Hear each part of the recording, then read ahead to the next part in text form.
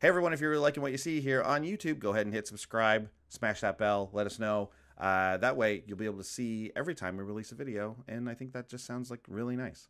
But let's get to the discussion. Yeah. So what are we talking about this week? This week, the discussion topic is going to be big picture versus little picture. What kind of scope do you have in mind? It's a broad topic. I think it's one that applies to how we play the game. This is less a deck brewing one and more of a gameplay one. But I think the things we discover while we talk about this can influence our brewing for future decks or how we might want to tune decks that we already have. What do we mean by big picture, little picture? I think the idea is the littlest picture is only being concerned with what's on your playmat, what's on your battlefield, what's in your deck, and what's happening right now. How much mana do I have? What kind of cards are in my hand? That's the smallest picture. And then I think the biggest picture, as you can guess, is thinking of everybody's playmat, everyone's board, what's going on right now, including on a personal level, what are the politics going on, and how is everyone trying to win, and how do those, I'm assuming a 4-player game, how do those 4 plans interact and clash with each other? Right. So that's the smallest picture. That's the immediacy, which like you do have to keep that in mind, right? That is something that's very important to think about because you need to understand what's happening with yourself and what's happening as you're developing this turn. That is very important to think about. Yeah, so like characteristics of thinking in little picture is you're thinking about how to maximize your mana with your cards in hand. It starts with your draw step, and you're like, okay, here are let's say you've draw your 8th card, and you've got a bunch of, I guess that you wouldn't have that many. Let's just say you got 7 cards to look at, 7 mana to deal with, and a few creatures, and you're just like, okay, what is the best use I can do with my mana? You draw your card, you think about, okay, I can best use it by casting this creature and doing this. I have now developed my board as much as I can with this turn. That is the smallest picture possible. And I think we want, like, if those are the kind of things you're thinking about on the surface, great. Let's get you up. Let's get you up a level. Our goal is to think as big picture as possible, right? So building on that, I think we can look across the board. I feel like my default is in this level here where I'm aware of the board state. I know what's on your playmat. I know what's on your playmat. I know I can see the onboard tricks and I can keep them in my mind, and I know my tricks, and I'm like, okay, you have successful attacks on that person, but I don't have successful attacks. I could block you, but I can't block you. That's kind of like, it's still, it seems like a big picture because you're looking at the whole playfield, but it's still little picture in the sense that you're not thinking about the future. You're not thinking about what this board will look like in 3 turns from now. And I think that's the goal too. So things you're thinking about in this little picture still, though, you're still thinking about threat assessment. You know, what are the most dangerous cards on the board? Who are the most dangerous players? And now your thinking changes from, instead of thinking how to use your mana the most, you're like, okay, should I save any of my mana for any answers to any potential threats that might come my way? And you're going to get an assessment like, who's mad at me? Like, do I need to do that? Do I feel threatened right now? Or is this a safe turn for me to tap out and move forward? How do other people feel about my stuff? That's kind of like immediate right now, aware of the whole battlefield. This is also something that newer players to Commander, even if they're established Magic players already, can have trouble with.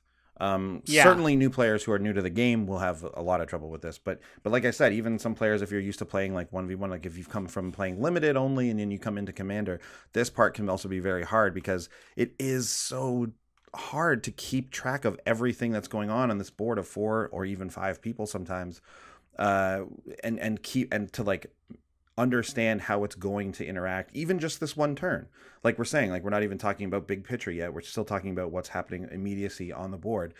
It can be tough, right? And a lot of times I still do this. Sean still does this. We all still do this of kind of ignoring some parts because you don't want to like look at it too much almost. Like there's a lot of times where someone will have some artifact or enchantment that's on the board. I'm like, what does that do?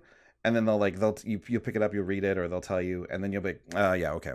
You're like, yeah, whatever, okay. It does something when you cast this, and then you start to do this. Yeah, okay.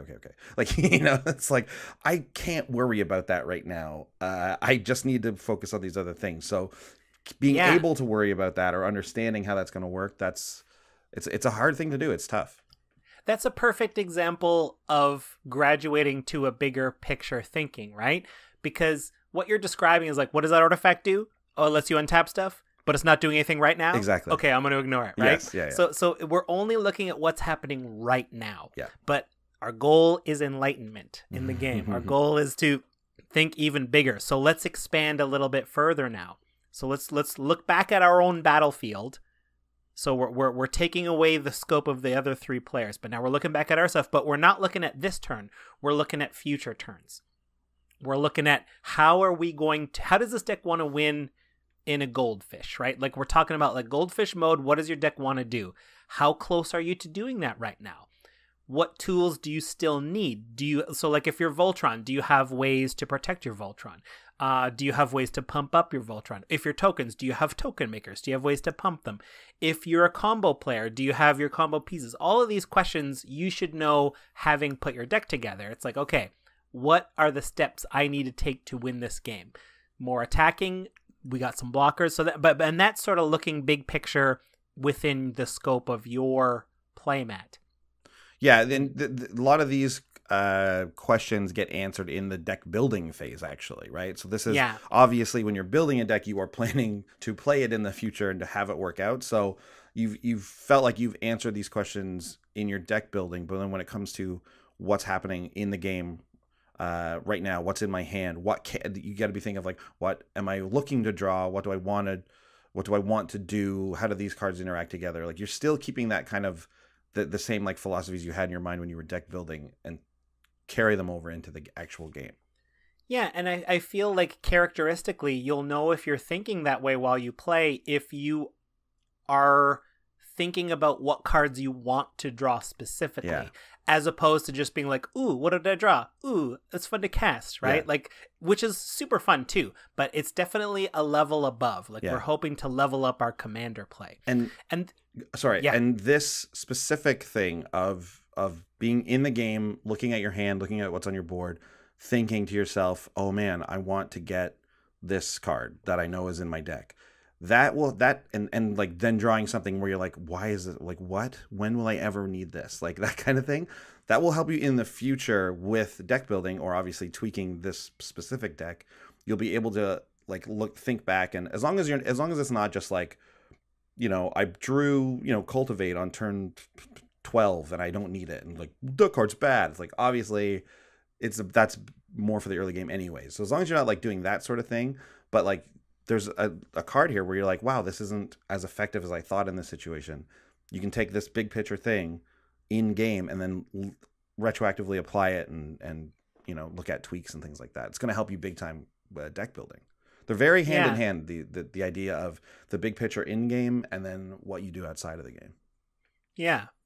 And then we're one step away from where I feel we should all seek to be as commander players. And it's no easy step. It's where we're thinking the bigger picture about the future of this whole game. And so I don't just mean like, what do I want to do in 3 turns? But I also want to figure out what do my opponents want to do in their 3 turns? Have I identified how my opponents want to win? And if so, how are they going to try to win? And how does my game plan go along with that? As we progress our game plans, does their game plan involve just removing everything I have or stacking me out? Or does their game plan just involve trying to be ignored until they can get a combo going? Or are they just this big Voltron threat? This is where, this is where the whole thing comes together. This is where we should be thinking about games. Because now the politics matter too, because you're like, oh, your game plan is the exact antithesis of my game plan.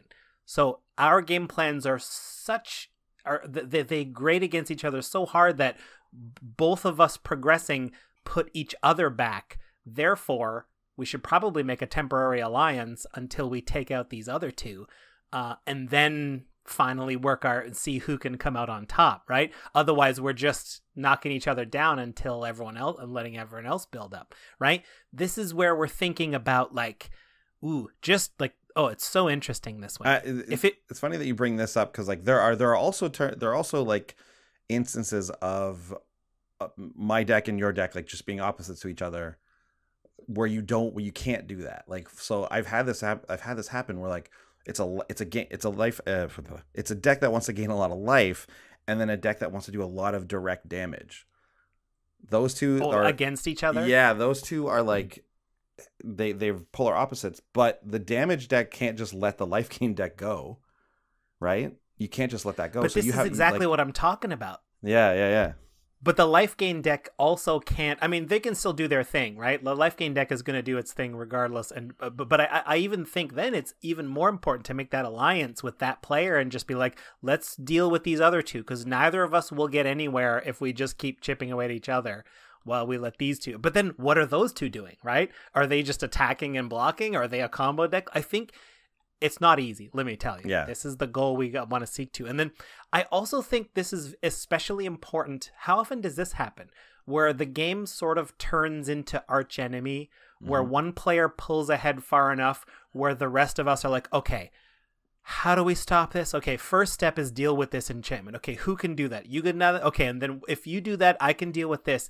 But while we're making those plans, are you also figuring how you'll beat these other two people when the archenemy's taken down? I hope you are, because otherwise you're back to little picture thinking. You still need to be thinking big picture of like, yeah, we got to team up for now, but there will come a time where we are no longer a team, and I need to prepare for that. Yeah, one of the bigger, I think, level up moments for me in Commander was the idea of letting other people's threats, like, as long as they're not pointed at you, they're not really a threat. And that is a little picture thing, but it's not wrong, right? Like if there's someone that seems more threatening, so that person is, say, attacking their like Blightsteel Colossus at them or something, you don't have to worry about it just yet. And if you have an answer to it, you don't need to answer it yet, right? You need to keep your options open. And that is a big picture view of it, right? So many times you do need to combine these little picture, big picture views into one, and that's what makes it so difficult. And that's why, it's a great thing about Magic. It's like, this is true for other formats too, right? All of this. It's the marriage of the two ways of thinking and being able to balance them, because a lot of times, I know I can speak from my own cases, is that like I'm thinking too big picture sometimes, and then I lose track of something. You know what I mean? That's happening on the board directly. So so it's like you don't want to go too far in one direction, and it's not about abandoning a little picture view or abandoning anything. It's really trying to like merge them all into one and somehow have this like ultimate understanding of the game. I view it as a building. I view it as something that builds on it. Like the big picture builds on the little picture. Yeah. So you mentioned Blightsteel Colossus as a great example. So on a little picture, it's like, yeah, that is a threat that could kill any one of us. Mm-hmm. But if we think, and then if we broaden the scope to the bigger table, it's like, yeah, but who is that person the maddest at? Yeah, exactly. Who are they coming at first? If it's not you, you're okay. But let's think big picture, right? If we can think of our game plan as like our game plan, like I don't need to deal with that to win, great. But what is our opponent doing? If they get to a point where they're able to maybe get a bunch of extra combat steps or maybe combo in another way with Blightsteel Colossus, if you're aware of that, then you're like, well, you know what? It's not a threat for me first, but the time between when it is a threat to them and a threat to me happens in an instant, then it kind of is a threat to you right now too.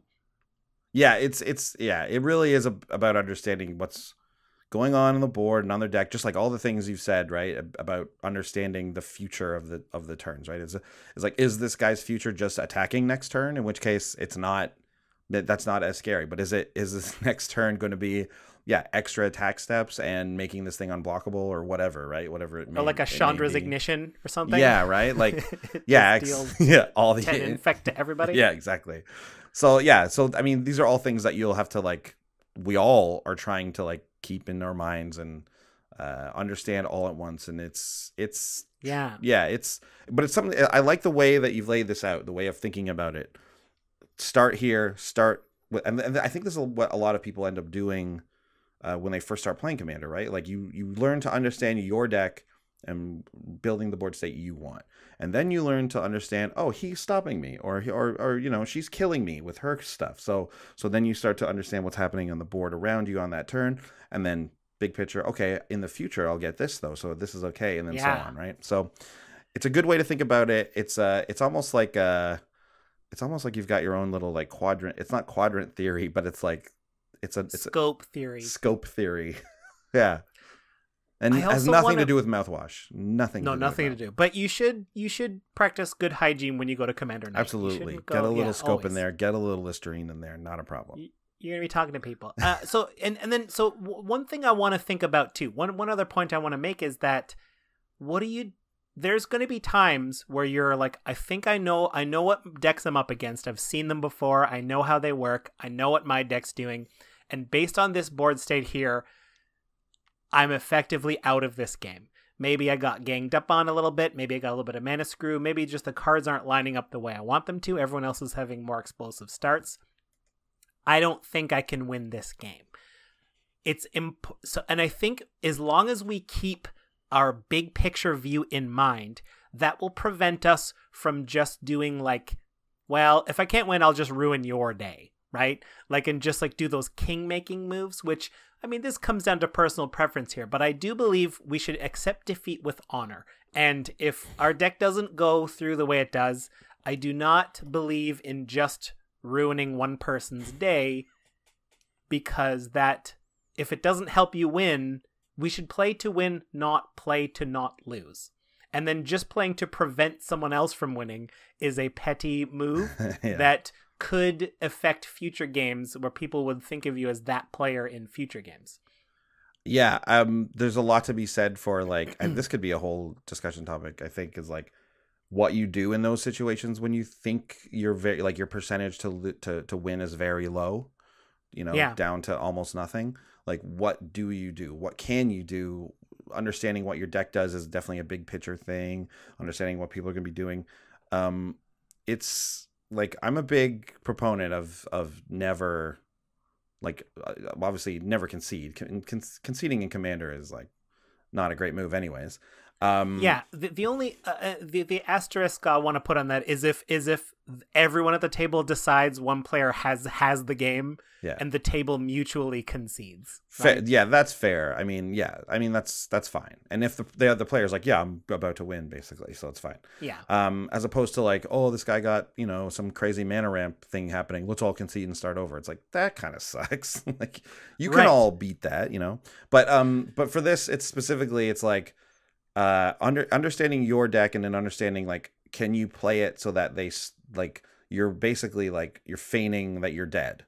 So it's like, well, you don't have to do anything to me. I'm just dead at anytime anyone wants to kill me. I've got 2 life and I got nothing going on my board. Like, I've come back from those games. I've come back from being to like as low as like 2 or 3 life and looking like I have nothing to, oh, I drew the card I needed that can get me back in it, and then that allowed me to do this little bit of a game plan and knock out the player who can kill me, and now all of a sudden it's me versus this other person, and it's a different game, right? So, well, and I want to think too, right? And so, like, if we're properly thinking big picture, if we're doing our best work, we'll never assume like, well, I've lost, so I'm just going to check my phone and ignore the game. It's like, no, what steps need to happen for you to win?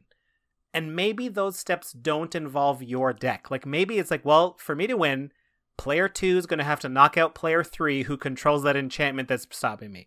And then someone's going to need a board wipe, and then I got a chance. It's like, well, if that's your game plan, work those politics. Yeah. Do what you can, because like, that might happen. You can't do it with your own cards, but as long as you keep your game plan in mind, and if you know what player 2's game plan is, you might be able to work with them and convince them to do what you need them to do if you play into their game. If you play against their game, that's never going to work. Yeah, exactly. This truly is a whole other thing. Like, we could do a full vlog on this.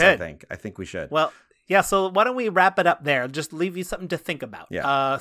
Let us all strive to think bigger picture. Always keep an eye on future turns and don't just check out, as even though it gets complicated sometimes. It feels like it's a spiky attitude to have to do that, but it's more like gamesmanship and not just essentially not conceding. Like, don't concede the win, even if you don't literally concede. Like, don't concede wins if you don't have to. Like, your deck can come, like, bringing your deck back from the brink is one of the funnest things you can do in Commander. Like, absolutely is. So again, this is another thing. I think there's a whole topic we can talk about here next time. Maybe we'll do that next time. But like, bringing your deck back is so fun, and there's deck building ways you can help make that happen and stuff like that. So we'll talk about that later. And so I think the emotional takeaway, the reason I think this makes games more fun, I'll summarize like this, is because if you're thinking big picture and looking to the future, if someone puts a speed bump in your way, you'll see it as a speed bump. But if you're only looking little picture at this turn and someone wrecks your thing, then it looks like a tragedy and it looks like all is lost. So it also comes down to perception and how well you can handle things. And this is also a lesson for life too, right? Absolutely. If you keep your big goals in mind, little setbacks are only speed bumps. Couldn't think of a better way to end that. Great take on it, and hopefully that gives everyone something to think about. Big thanks to all our patrons who make these episodes possible. Yeah, and if you want to check out more comedy videos, check out our Brews News playlist. Make sure you follow us on Twitch TV to see when we play live. If you want to chat with us, head over to Twitter. We're at Commanders Brew. And please hit subscribe to ding the bell and find out when we got new stuff coming out. See you next time. Bye.